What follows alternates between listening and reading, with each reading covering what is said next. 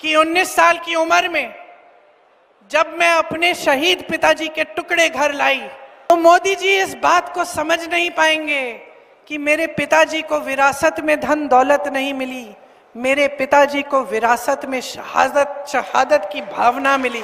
जब मोदी जी मंच पे खड़े होकर मेरे पिता को देशद्रोही बोलते हैं, मेरी माँ जो यहाँ आई विदेश से, यहाँ की परंपराएं सीखी, उन्होंने मुझे सिखाया। आपके दिलों में इस देश के लिए कुछ प्रेम होगा कि आप अपने बच्चों को सरहद पे भेजते हैं। एक भावना होगी देशभक्ति की, नौटंकी की नहीं जो आपके सामने ये लोग दिखाते हैं, नौटंकी की नहीं, असली देशभक्ति की भावना। मैं ज्यादा इन चीजों के बारे में बात नहीं करती, लेकिन मैं आपको बता सकती हूं कि 19 साल की उम्र में जब मैं अपने शहीद पिताजी के टुकड़े घर लाई तो मैं नाराज थी इस देश से, मैं नाराज थी। मेरे दिल में यह भावना थी, मैंने अपने पिता को भेजा, तुम्हारा काम था सुरक्षित रखना, मैंने अपने पिता को हिफाजत से तुम्हारे पास भेजा और तुमने ये टुकड़े लौटा दिए मुझे, और वो टुकड़े इस झंडे में लपेटे हुए थे, देश के झंडे में। मैं नाराज थी। मैं समझती हूं शहादत की का क्या मतलब है। जैसे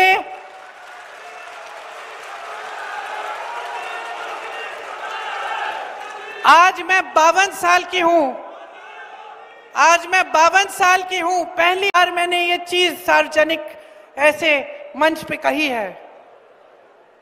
लेकिन वो जो नाराजगी थी मेरी, आस्ते आस्ते मैं समझी कि उस तरह की जो नाराजगी होती है वो सिर्फ उससे होती है जिससे प्रेम करते हैं हम। मेरे देश के लिए मेरे दिल में कितना प्रेम है, मैं कैसे समझाऊं। जब मोदी जी मंच पे खड़े होकर मेरे पिता को देशद्रोही बोलते हैं, जब मोदी जी कहते हैं कि मेरे पिताजी ने कोई कानून बदल दिया अपनी मां से विरासत लेने के लिए, तो मेरे दिल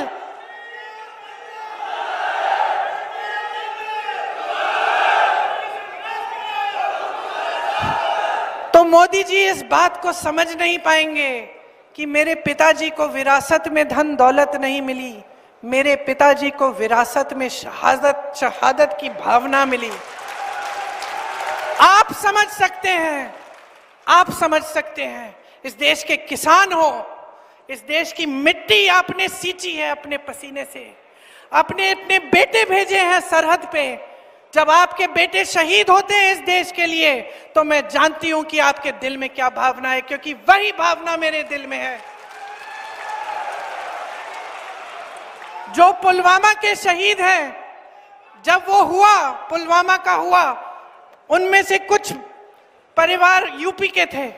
उस समय मैं यूपी में थी, मैं गई उनके घर, और ज्यादातर परिवारों में पता है क्या बताया उन्होंने मुझे? जो बच्चे बचे थे उन्होंने कहा दीदी हमको भी सेना में भर्ती होना है। एक लड़की थी, उसका भाई एयरफोर्स में था, उसने कहा दीदी मैं पायलट बनूंगी, मैं एयरफोर्स में भर्ती होंगी। यही है शहादत की भावना। ये भावना मोदी जी नहीं समझ सकते। जो मोदी जी इंदिरा गांधी जैसी एक शहीद के बारे में उल्टी सीधी बातें करते हैं, जो मोदी जी इस भावना को देख के सिर्फ परिवारवाद देखते हैं लेकिन देशभक्ति नहीं देखते, देश की सेवा नहीं देखते, वो इस भावना को नहीं समझ सकते। मैं आपको ये कहने आई हूं, मैं आपको ये कहने आई हूं कि हमें देशद्रोही कहें, हमें घर से निकाल दें, मेरे भाई को संसद से निकाल दिया, हम पे केस डाले, मेरे भाई पे इतने केस डाल दिए कि कभी इधर कभी उधर, कभी गुजरात में कभी बिहार में वो जाता है कचहरी, जाएगा, कुछ भी कर ले, मार डाले, लेकिन ये भावना हमारे दिल से कोई नहीं निकाल सकता। और क्योंकि हमारे दिल में ये भावना है, इसीलिए आज आपके सामने खड़े होकर मैं आपसे एक आग्रह करने आई हूं। मैं आपसे वोट मांगने नहीं आई हूं, मैं आपसे आग्रह करने आई हूं कि देश की जनता हो, देश की जनता हो, सर्वोपरि हो, जागरूक हो जाओ।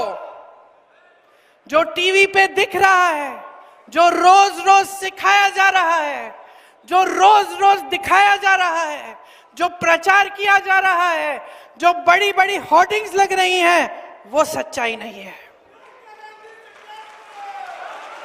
तुम्हारा जीवन सच्चाई है। तुम जो लाल शर्ट पहन के वहां बैठे हो, तुम्हारा जीवन सच्चाई है। जो तुम पीली शर्ट पहन के वहां बैठे हो, मेरी बहन जो नीली साड़ी पहनी है, तुम्हारा जीवन सच्चाई है।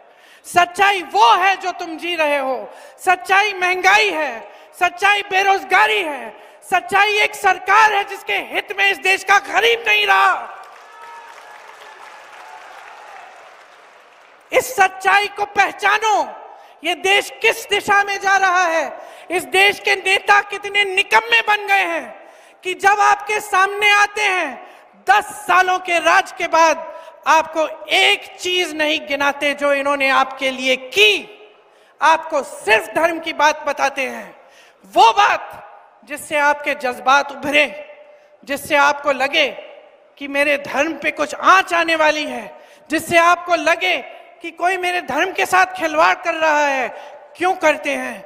क्योंकि उसके जरिए आपका वोट लेते हैं और सत्ता में रहते हैं।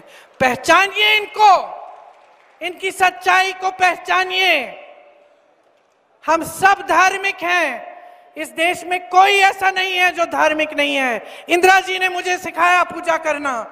पूजा का कमरा था उनके कमरे के पास, रोज सुबह बैठती थी।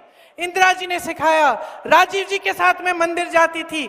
मेरी माँ जो यहाँ आई विदेश से, यहाँ की परंपराएं सीखी, उन्होंने मुझे सिखाया धर्म क्या होता है, हिंदू धर्म क्या है। हिंदू धर्म सत्य है। ये देश, इस देश का आधार सत्यमेव जयते है।